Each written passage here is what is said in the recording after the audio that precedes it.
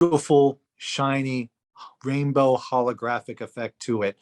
And the embossing causes the light to play on it in 4 or 5 different angles. These things just light up.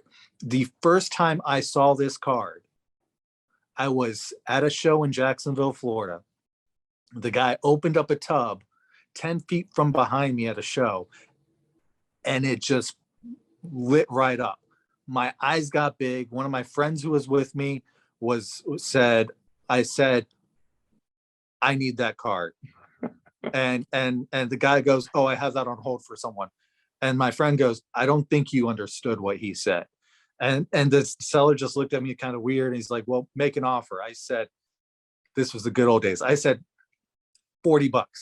He's like, well, the guy that I'm waiting for was willing to pay 25, so it's yours. So I took the Marino card, and it just, when I tell you all the cards that I've seen through my hobby life, like, this is hands down my favorite set, and everything, because it's just, there's nothing like it. There just isn't. And it's just a gorgeous card in person. And meanwhile, in the basketball set, which, okay, so I'm not gonna say anything bad about it. I think it's one of the best insert sets ever. Like, it has this beautiful embossing. There's this hue to it that's kind of cool. It's numbered out of 100. It's got so many cool things going for it, but it doesn't refract. You described this holographic refracting foil. Basketball doesn't have that, guys. It's not as beautiful as the football version is. It's just not.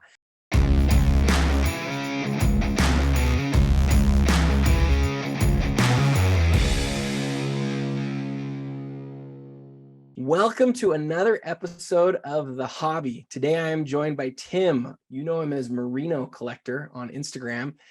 Tim and I are going to talk today about Playmakers Theatre cards, both from basketball and football. But first, Tim, I wanted to give you a chance to introduce yourself and talk a little bit about your collecting history to the listeners. Like Adam said, my name's Tim. I'm go under Marino Collector. You probably know me from Blowout. Sports Card Forums, Sport Card Freaks, Beckett Buy Sell Trade. Always kept the same handle, Marino Collector. I've been collecting forever, literally being 5 years old and having my older brother pull down my 5,000 count box so I can look at my Marino rookie card. Really became focused on Marino around 2006, and just went from there and have a lot of fun with my hobby. It's a huge passion. Worked at card shops, fortunately, through the mid 90s till early 2000s. So I was able to really pick up on a lot of stuff that was happening during the hobby around that time. What was hot, what was not, the thoughts behind it. And because I am passionate about it, I've retained a lot of that information, and I use it every day to try to help fellow collectors. Love it, Tim. Awesome. Before we start on the Playmakers Theatre, have you been following the iconic 100? And do you think that the Dan Marino Topps rookie will be on the list? And if so, where do you think or suspect it might end up at? See, this was a huge debate. I have been following it. And recently there was a huge debate about what's the most iconic cards in football on the forums. And I argued that Marino was just as iconic as the Montana rookie card, but 89 William Perry Pro set really set off football. So if I was to guess, with all the great cards out there, I would put Marino probably in the 40-ish range, just because it was so integral to the point of being recognized during the growth of the football hobby. I love it. I love the answer. Okay, so you're gonna have to watch closely to see where it ends up and let me know what you think. I'm sure you will. I won't I'm sure you will. I'll make it. See what I hope. He's just spoiler. He's on the list, so we'll go with that. Okay, so with all that behind us, the other day Tim and I were chatting about something related to Playmakers Theatre cards, and he has a Dan Marino card. The football Playmakers Theatre cards, we'll get into it, but they're one of the most beautiful cards ever. And he said to me, just in a quick chat, he said, jokingly, I hope someday it can be worth as much as the Keith Van Horn. And Tim, with that as sort of our introduction, Dan Marino's worth as much as Keith Van Horn. But with that introduction, tell me what you're getting at there as you sort of compare the world of football playmakers theaters and basketball. Yeah, I mean, just point blank, in basketball, the Playmakers Theater is one of, if not the top true insert sets. No parallels, just 100 made. This is all there is, and it's iconic. It's well known. It has a gorgeous gold foil, looks like a basketball court, and they're just stunning. And to back up on the conversation, was I actually pulled a Keith Van Horn way back in the day when the product was new. And truth be told, as a football collector, there's a couple reasons why I feel like football will never be worth what basketball is, besides the well-known about the being a global icon with Jordan and a global phenomenon with basketball in general, way before football ever was. And that's one, the Playmakers Theater and football, when they photograph, they look a dull minty green. They don't have that gorgeous gold color that the basketball ones. In fact, for the longest, I didn't want the Merino Playmakers Theater. I never saw one in person, and based on what I saw in photos versus what I knew in basketball, it just didn't appeal to me. And number two is basketball has clear skybox, tops, upper deck. Right. That's it.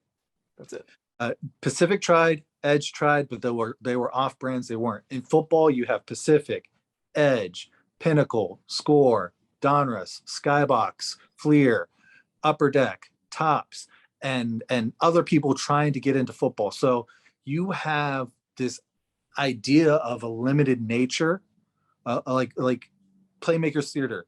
You stop and you try to look at every Jordan card that was made, and you see the upper echelon of items that are limited. There's not a lot of numbered out of 100s. There's not a lot of numbered out of 50s from his playing dates, whereas Marino had more than that in 1996 alone. That's right. You know, and it's that whole aspect of gluttony and too much to collect and not knowing where the best is.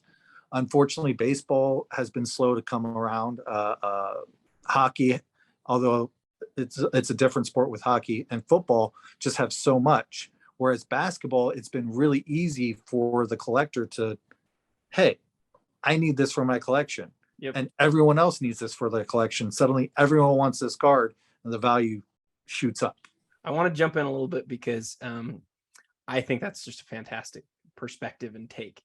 In the world of basketball, if you're talking about Michael Jordan has a few insert cards that are just really recognized and people know, oh, those are the best Jordan insert cards. I've often said, I think the top 4 inserts, we're not talking parallels right now, we're talking inserts, which is an insert is a set that sits outside of the normal set. It's not a parallel to it, it's totally outside of it. To me, they're 4 different. What's that? I said they're different. They are different. Parallel, if you want to call a parallel an insert, that's fine. It's part of like a hierarchy. You can say that a parallel is a form of insert, but a pure insert, as we're defining it here, is a set that sits outside of the base set. And for Jordan, it's Jambalaya, Playmakers Theater, the Fusion Gold, or some people call it the Titanium, and which one did I forget?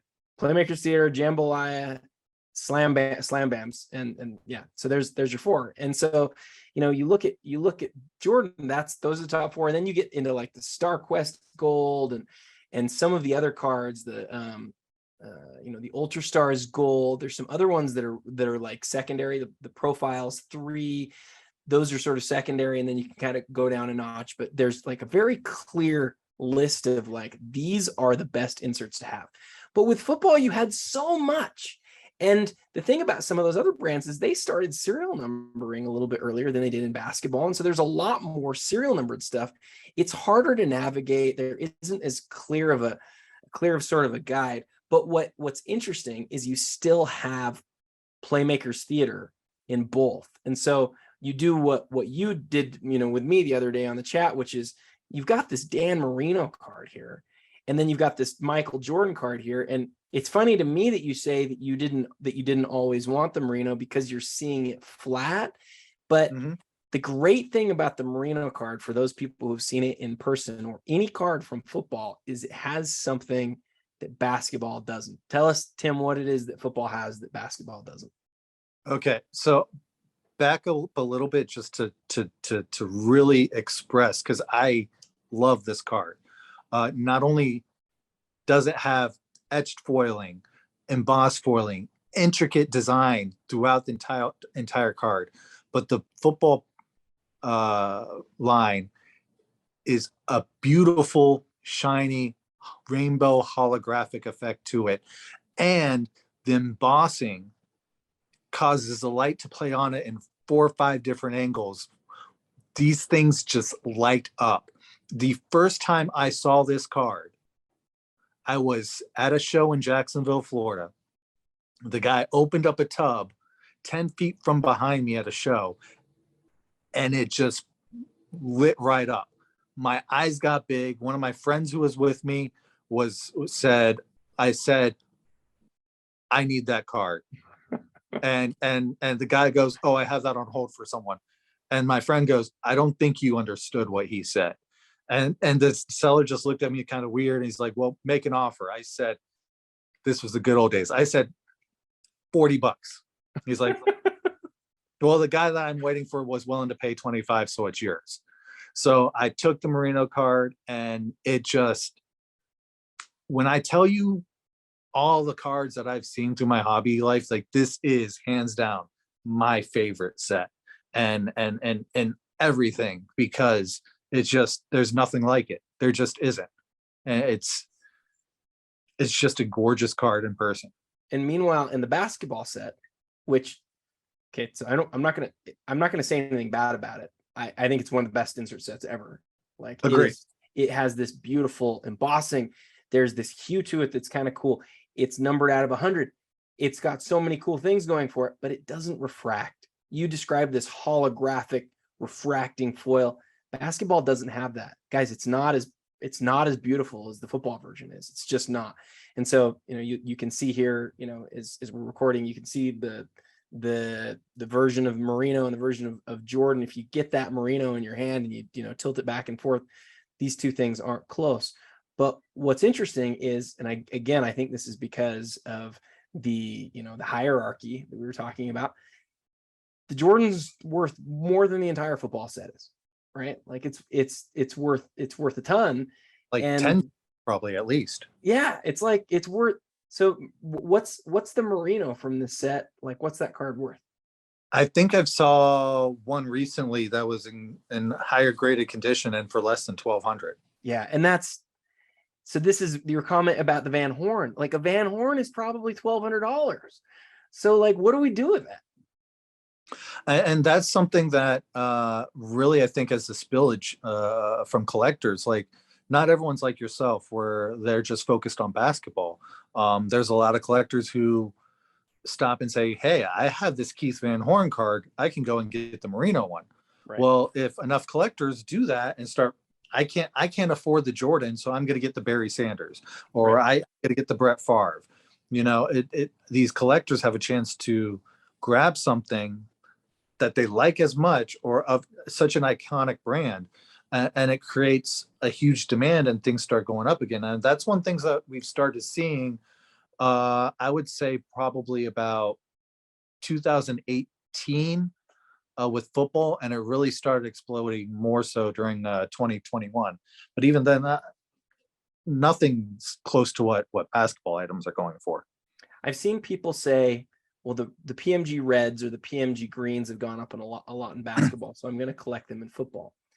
And it seems like what you're saying is that's happened to some degree with the Playmakers Theaters as well. Yes. My question is whether it will ever, you mentioned the sort of global recognition of basketball compared to football, and I think that's true. But I wonder if collectors as a whole ever look at the Playmakers Theater in football like you're describing and say, gosh, that's one of the prettiest sets ever made. It's just gorgeous. I wonder if that time will ever come where people will look at it the same way as basketball. Do you think it'll ever happen? I think it definitely could. I I think you also have a different mentality with some football collectors. Football has definitely been more autograph and memorabilia driven. Yeah. Very, very, very much so that people look at a card and say, why would you pay that much? It's not even, doesn't even have a jersey in it. That's right. Not autographed. And we're You know, past that in basketball. We used to talk like that in basketball, but that is very much in the rear view. But in football, I think you're right. I think people are like, oh, this isn't even an autograph. Like, this isn't even a hit. And you're like, yeah, but why does that matter? yeah. And like, we're all card collectors. Like, maybe it's just because I'm someone that grew up in the 90s. Like, that's what you had. We collected cards, didn't care about the jersey, weren't asking for autographs. In fact, there was people who didn't want to collect autographs. They felt like it defaced the card, or it just was another card, or, you know, there's people who chase autograph cards and they just want one. They don't want the other card. That's just because it's autographed. It's a lot of collector habits are weird to me, because as someone who just wants everything that I can afford, and I just enjoy them all. One thing I will say that probably really, because baseball used to be just cards, about the card, only the card, more so than basketball. I would say the things that jump-started basketball, where it really got viewed as, okay, we're back to the inserts, back to the parallels, was Upper Deck losing its license. Because until that point, you have collectors collecting Jordan, spending $5,000-$6,000 on every Jordan autograph card that they could get their hands on through every release. You know, there's the Upper Deck people at the time were complaining that Upper Deck was going to overproduce Jordan autograph cards because they put 8 in a product numbered to 23. Each one would cost $800. That's a good chunk of change for a high-end collector to try to collect everything. You take that away, you just want Bull jerseys, all of a sudden you have to go back.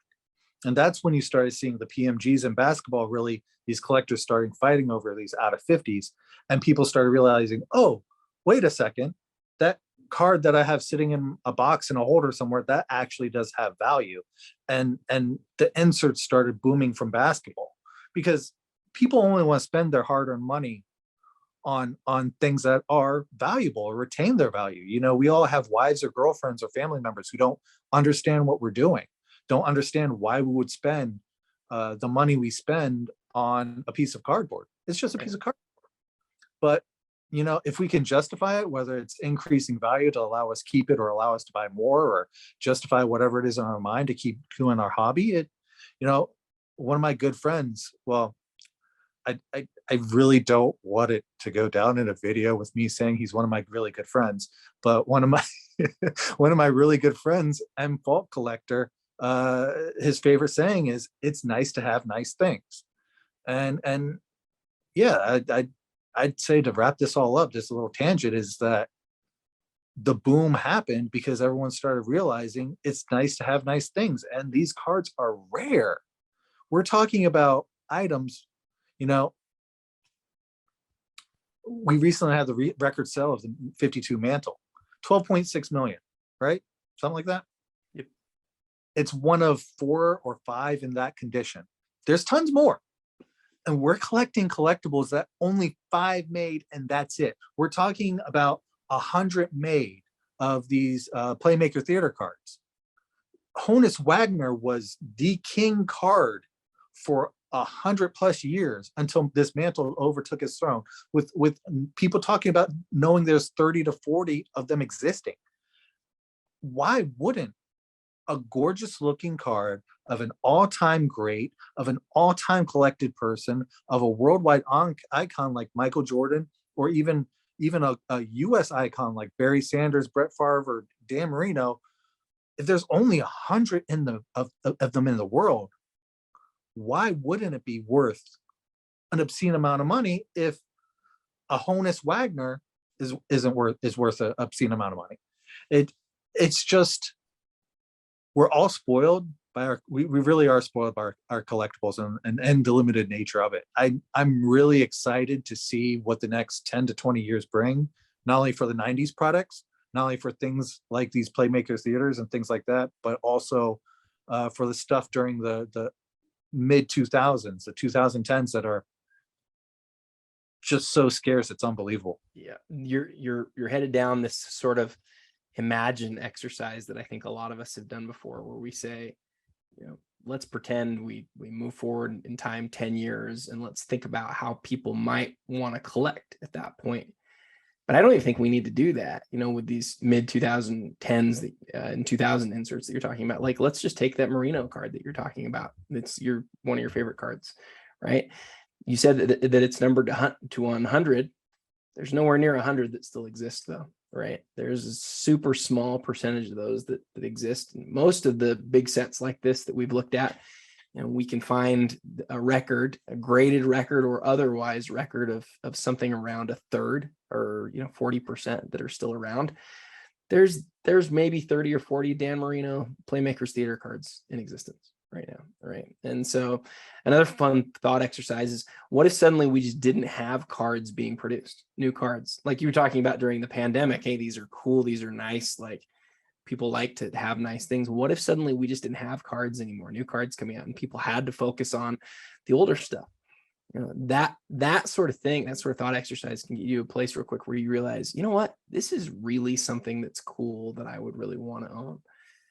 Moving on a little bit, I want to highlight something else about basketball that I want to ask you about in football, because I don't know the answer, and I think you can maybe shed some light. It's interesting. In the world of basketball, from the 1998 Fleer set, Playmakers Theaters come out, and we see them.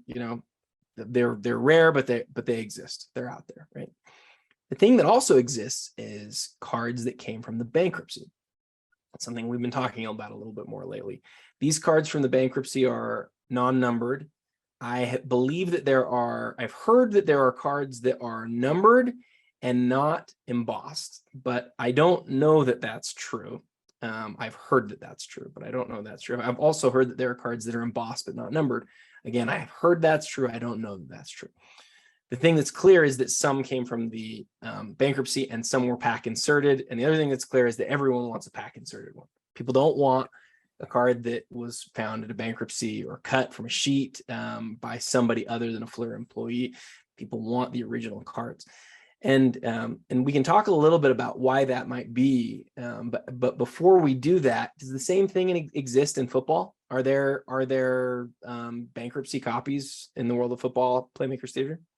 I have not encountered any uncut sheets or any non-embossed or non-numbered in football.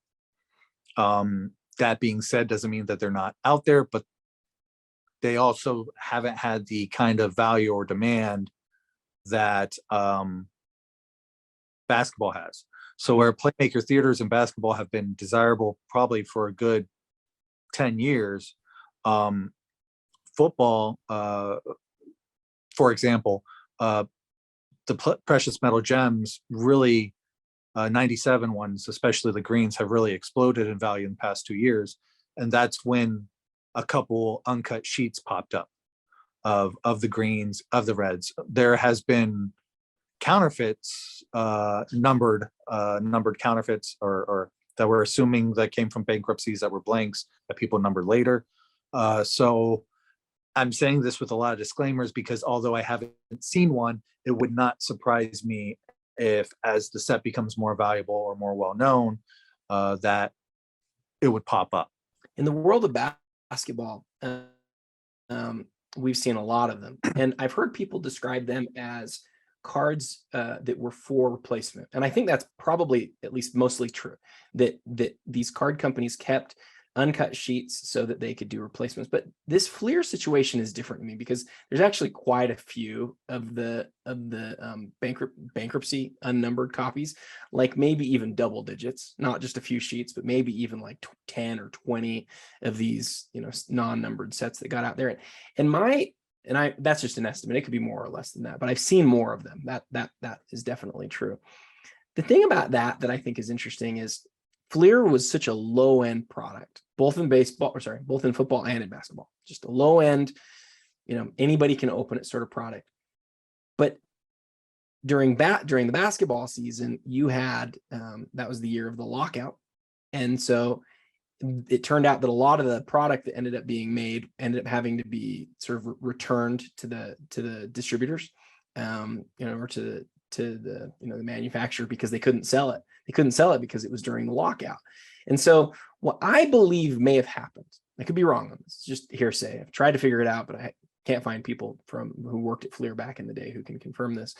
I believe that Fleer didn't actually put out all 100 sets of the Playmakers Theatre. I think they put out some other number, and maybe it was 80, maybe it was 90, maybe it was 70. And I think they held back these other sheets, not just for replacement, but so that if they were needing to produce the product again, that they would have the ability to have the biggest hit in the product, the Playmakers Theatre cards, to also add to it. But what they couldn't do is release 50% or 80% of the total run and then decide, oh, we need to go create more Playmakers Theatre cards. They couldn't do that because Playmakers Theatre cards were limited to 100. So what were they going to do? Put duplicate serial numbers. So that's why I believe it happened. I have no way to confirm this. I don't know for sure that it's right. What I do know is that there's more of those copies out there. And so do you have any thoughts on that? When we first were discussing this, my first thing is I'm an alarmist, especially with the hobby, especially when we talk about grading, when we talk about how many of these exist. I'm an alarmist because I don't want to overestimate. I believe that's dangerous as well. I would look at the facts of what I've seen with the Playmakers Theatre. I know I've seen Jordans that have been numbered in the 90s, to my recollection, just off the cuff. I will say that you're absolutely right about the basketball lockout. That, in fact, I believe it was 98, 99, where Hoops Series 1 was actually sold with the option and expectation, if by this date as a dealer you can't sell this at the hobby shop, return it to us for full credit. We'll even pay shipping. Well, that was a common thing. This is my thoughts and feelings just real quick, is the basketball set was released way before the football set. As far as to my knowledge, I don't really know of an intricate design pattern, embossing pattern, foiling pattern in any other sport or any other product the way the Playmaker Theaters were done. You have cards that were foiled, you have cards that were embossed, but you really didn't have the embossing and the foiling going together that need to be aligned correctly for a perfect image. I haven't held any of the uncut sheets or any of the unnumbered embossed, but I would assume if I was Fleer trying to create a set like this, that I would definitely run a few extra sheets just to make sure the alignment's correct. Whether they had that foresight to do that, whether they really were, with the printing company really needed to have that done, that's where I would go with. I know also in football, there has been designs that were snuck in to products, whereas one card, like in 1997 Gaudi Series 2, there was a card that was designed like a clipboard. There was ones that were straight cardboard, and then unannounced on the packs were ones made out of wood that were handwritten on the back that this is numbered out of this. Looks like total crap, looks like total, like this can't be. But in my thought process of how this could exist would be, Fleer showed, or someone at Fleer made these out of wood, and this was going to be the insert design. This is the design I imagine it. And someone at Fleer says, this is ridiculously expensive. This is taking too much time. Let's just print these on cardboard. That's easiest. And the proofs, rather than just being discarded, were snuck into the product. I could see that happening with the unembossed sheets. They run them through, they do one proof, whatever, or maybe they're looking at it and seeing, is it worth the money to emboss these? Is it worth all this time and effort to make sure it's lined up perfectly, because you're talking about giant press machines that That's right. centering is difficult in mass production. So I would pause before saying anything like that. And I would also point out that in my recollection of the events is none of these sheets started being leaked. You know, the jambalaya sheets didn't start popping up. The PMG sheets didn't start popping up until these items had extreme value. I feel from the auction and some of the things I've heard through the hobby is that the people who spent the money to go to the auction to purchase these items had the intent to either save and hold and wait to capitalize at a later date, or they're just genuinely enthusiastic about it. And they've kept them in their collections, and now another relative, another family member has their hands on it, so they're being released. I feel like that could happen with football, but yeah, everything else is speculative. Like, I think you have a very valid theory based on the events that were happening.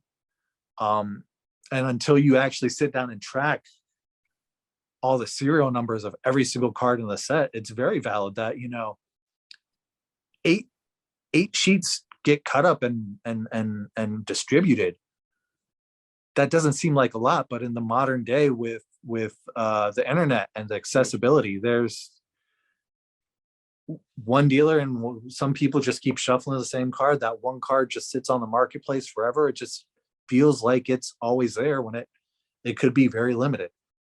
Yeah, I think your perspective on this is right. And my theory is just theory. I'm basically taking three data points. Data points are how often we see, and I haven't covered football as much, but in basketball, how often we see the cards and how many of them are graded. And then how often we see the non graded, or the flat non-embossed copies, or the ones that people have tried to get a fake serial number on. You take those two things in combination with the third thing, which is they were having this lockout. And it makes sense to me, if you're going to go print hundreds of thousands of boxes, that if you don't know if you're going to need a couple 100,000 boxes, it might be smart to hold off. And those three things kind of lead me to my theory, but I don't know if it's right. It could be totally wrong. It could be completely wrong. And they could have printed them all, and maybe some ended up getting returned to the distributor. I don't know. But your point, your very first thing that you said about, hey, I know I've seen serial numbers in the 90s. That's the thing that gives me pause too. It would have taken sort of an elaborate, like, well, we're going to hold out these specific serial numbers, and I don't know. I'm not sure whether that's true or not. You're going to say something. Here's my question. And as far as in reference to all this, do you guys have the issue with basketball, the showcase legacies with no names on the back? Yeah. Okay. It's like a logo, like the where it says showcase, or it's in blue. Is that what you're talking about? Well, on the back of the card. All right. So in football, and I know in baseball for sure. I thought of basketball, but I don't know for sure. Especially in 98 football. So I assume it would be 97, 98 basketball. There's the legacy cards where it has the blue foil on the bottom, but then on the back, it has the name written in the script and then a numbering as well in blue foil. Is a multitude of issues from the football release that have the numbering, but no name in blue foil. The one no name are later issues, fraudulent issues, or no one's really quite sure how they came on the marketplace, but they came in bulk. Whereas there's almost as many of these made as there were the original legacies. I know that there is something to do with that. I'm not an expert on it though. So it's one of those things that I would go and search the forums and try to figure out as much as I could on. But I think that, this idea of partially complete sheets, partially complete cards, we saw it with some of the jambalaya sheets that were not only like they were uncut, but they didn't have the gold foil on them. there are a lot of these types of things. And so part of, I think one of the take homes from this episode is part of card collecting is going back and researching. Tim, you're one of the guys that goes back and researches and understands things and understands the history of it. And you don't just like say, well, I'm going to go buy this thing. But we're in a market right now where a lot of people say, what's the best Jordan card, from this era? And some people on the very short list are going to say the Playmakers Theatre. And so they're going to go look for that card. There is a great risk when you do that. If you don't know what you're doing, that you'll easily buy something that is not an original card, and how terrible it is when somebody goes and spends 6 figures or high 5 figures on a card, or 4 figures or 3 figures or whatever. And then they find out this isn't the right thing. And so, I wanted to highlight that piece. That wasn't the main part of this episode. The main thing that I want to just bring it back to right before we go, we've had a great conversation on, the basketball versus the football. My last question for you, Tim, is we think about, this beautiful holographic refracting football card compared to the basketball card. We've dissected it through and through at this point. Should Keith Van Horn be worth more than Dan Marino? And in no world should Keith Van Horn be worth more than Dan Marino. But the fact of the matter is, there is a lot of collectors who collect basketball cards and want that whole set, until the majority of football collectors and the majority of player collectors all realize that, hey, a piece of cardboard can be valuable too. They'll always have a limit. There's always going to be just that little glass ceiling that they can't break. And it's something that collecting Marino that I've really noticed is there just feels like just a glass ceiling that no card of Dan Marino can be worth more than this. Brady shattered that glass ceiling. Jerry Rice and Barry Sanders are flirting with shattering that glass ceiling. Maybe over time, when people realize that these are amazing looking cards, they're incredibly scarce. You're not going to find them readily on the internet. The collecting phases and everything. The people who owned these cards in 1998 were 30 plus years old. So now they're in their 50s to 80s. They're not logging online to sell them. They're not running to Golden to sell them. They're scarce. They're not readily available. There's some that are getting lost to the elements. There's some that just were mishandled and not cared for. Because like I said, as recently as 2012, off the top of my head, this was on eBay for $30 a card. Amazing. So people weren't protecting them. And you could have done the whole set for $600. So yes. Well, I feel this set should be, I'm sorry, go ahead. Oh, I feel like in every world, a great athlete who is loved by generations like Dan Marino, like Brett Favre is, like Barry Sanders is, should be worth a lot more than a very good, well-liked basketball player in the same set. Of a card that's not as good looking. Yeah. Well, that's all perception. I mean, I don't know where your rationale is coming from. That's crazy. But no, I obviously think you're right. That's why I wanted to do this episode so much. Tim, I'm grateful that you were willing to join us today and to do this episode. I think that my last thought to you would be enjoy it while it lasts, because I look and I have a card from the 1998 Fleer Playmakers Theatre set that I would love to add that I don't have as part of my collection. That's Karl Malone. It's Karl Malone's best insert card. And the last couple times it's popped up, it's gone for over $2,500. And, as much as I love Karl Malone, I have a hard time investing that kind of money in, a card like that. So, enjoy it while it lasts. And again, thanks for joining us for this episode of The Hobby. Is there anything else you want to say before we call this episode good? No, I just want to say thank you for your time and all that stuff. And it was a lot of fun and willing to talk cards at any time. I don't know if it's not going to hit the light. Never mind.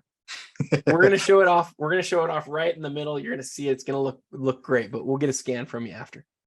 Okay, I just didn't know if you guys have we'll be able to get that. Well, I'll try to shoot some video or whatever too, so the guys can really see the refraction that we're talking about. Because if you'd like, Let's do it. Yeah, 100%. I'd love it if you do that. All right, cool. Yeah, whatever you guys need from me. So thanks, Adam. All right, Tim. Again, thank you again, Tim Marino Collector on Instagram, on Blowout, all over the card world. One of the great resources in the world of cards. Doesn't just know football, by the way.